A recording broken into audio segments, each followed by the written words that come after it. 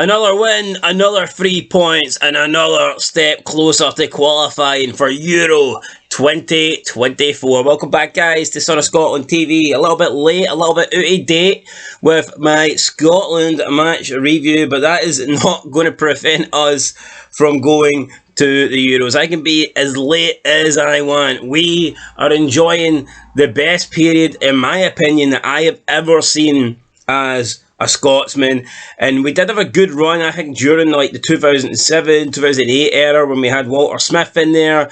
We got that European qualification group, the group of death really, with France, Ukraine and Italy. Some of our performances in that campaign were fantastic, but overall, as a whole, I have not seen a better Scotland team than this. And I've been on this planet since 1990, and I've not seen a better Scotland team. So absolutely buzzing at the moment. Even when we don't play well, we're getting the results, and that never really was the case.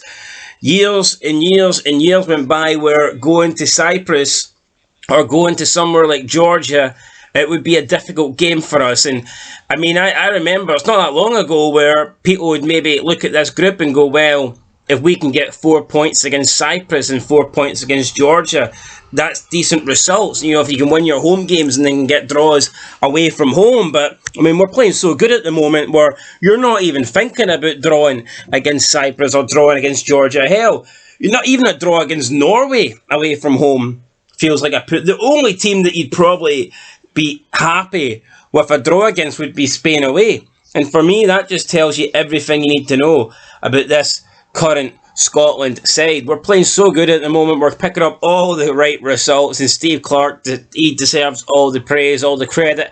I knew he would do it when Steve Clarke got the job. I was so fucking delighted.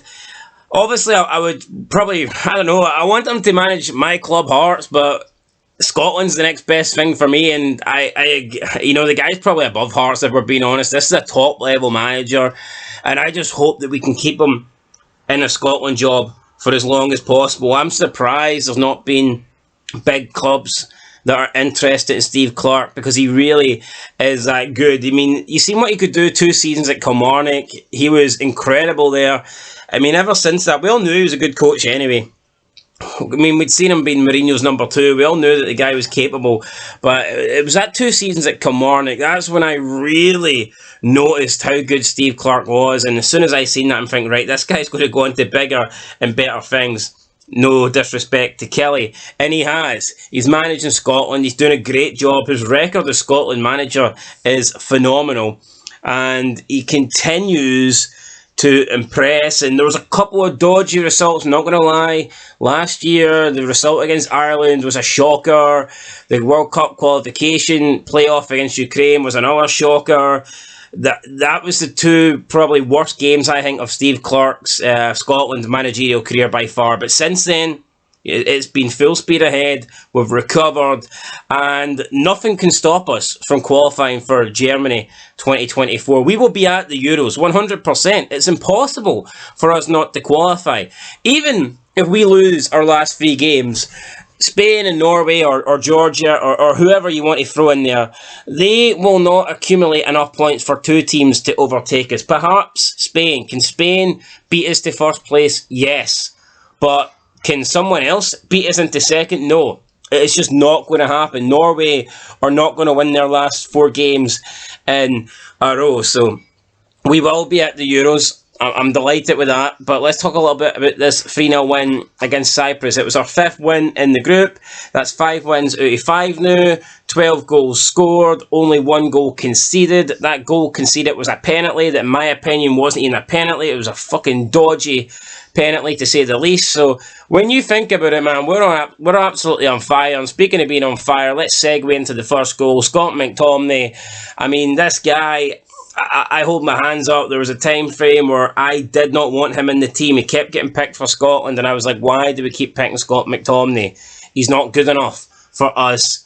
He's not good enough to be in our midfield. He's not good enough to be played out of position at centre-back. I thought we've got so many better players than Scott McTominay, and I didn't like the fact that there was a period where he was playing centre-back, and it meant players that were coming through, young players such as the likes of McKenna, Suter, Porteous, guys like that weren't getting a chance because Scott McTominay, and if you can remember, it was like McTominay and Hanley, and I was like, why are we doing this? Like, why the fuck is McTominay taking away a spot at centre-back? You know, from like some of our young, promising centre-backs. So I wasn't happy, but he then started getting pushed forward again into the midfield position, and like lately he has been scoring goals for absolute fun. I think he's got, I want to say he's got 6 or 7 goals in his last 5 Scotland games. That is incredible. I believe, I don't know, I don't want to 100% say this is correct, but I believe he might be the top goal scorer for the UEFA Euro qualifiers. He's definitely Scotland's top goal scorer. He's definitely the top goal scorer in our group. Now, I don't know if it's overall, but he must be up there because he's already got like 6 or 7 goals. So it's absolutely incredible. And this was just a wee nod at the back post. Scott McTominay, right place, right time. I think it was John McGinn headed the ball into the box, and McTominay was there, flicked it on, 1-0. Not the greatest defending for Cyprus, but we'll take it. Ryan Porteous then, about 10 minutes later, made it 2-0. And I think we needed this because I would say in the first 15 minutes, Cyprus did look a bit dangerous. They did look like they could cause us problems, and I thought, you know what, this is going to be a difficult game. I fully expected us to win it, but I thought, you know, they're going to make us work for it. So that second goal was crucial. Ryan Porteous getting his first goal for his country, just smashing the ball home into the back of the net. Delighted for him. Such a good player. I always said when he was at Hibs, I thought Ryan Porteous was quality. He never really got the respect that he deserved.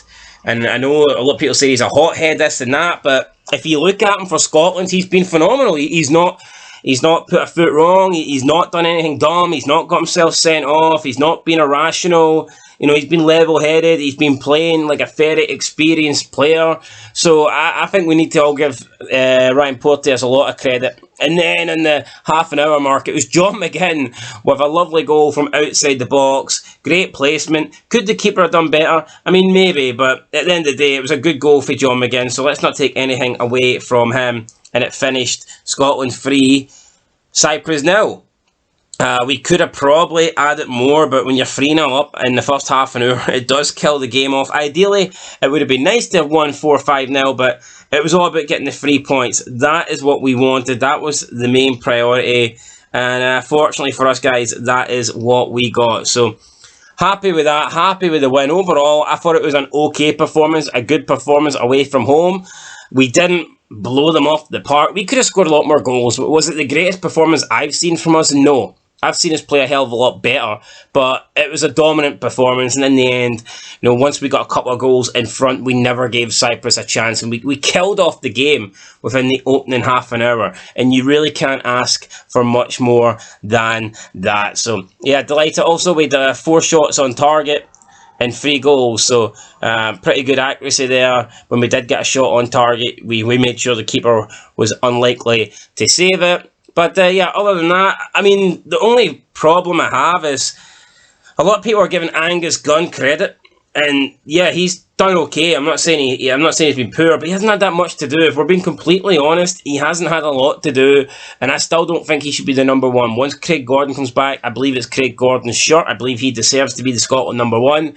I believe Craig Gordon deserves to walk out on to the pitches at Euros and be the Scotland number 1. I think it would be such a shame, because if you look at it, Craig Gordon should have been our number 1 in the last Euros, but Steve Clarke got his selection wrong. He went with David Marshall. Why, I have no idea. And I think it would be sad again here if Craig Gordon gets pipped by Angus Gunn. I'm hoping that's not the case. Other than that, guys, no complaints, no problems. Scotland on fire, and we are coming. Germany 24. Get ready. The Scots are invading. We're crossing the border, and I think we can go pretty far.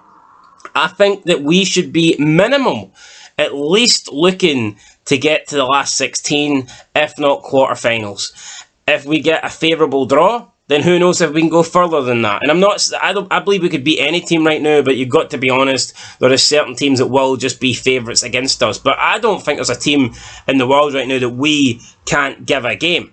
So I'm looking so forward to the Euros, man. We've never got out the group stages before. in a European or World Cup tournament, that has to change this time. We must get out the group stage, and with this group of players and with Steve Clarke as our manager, I 100% believe we will. Anyway guys, that's it. Been Son of Scotland TV here. Thanks for watching. Leave a like, leave a comment, subscribe. I will catch you in the next one, and of course until then, peace.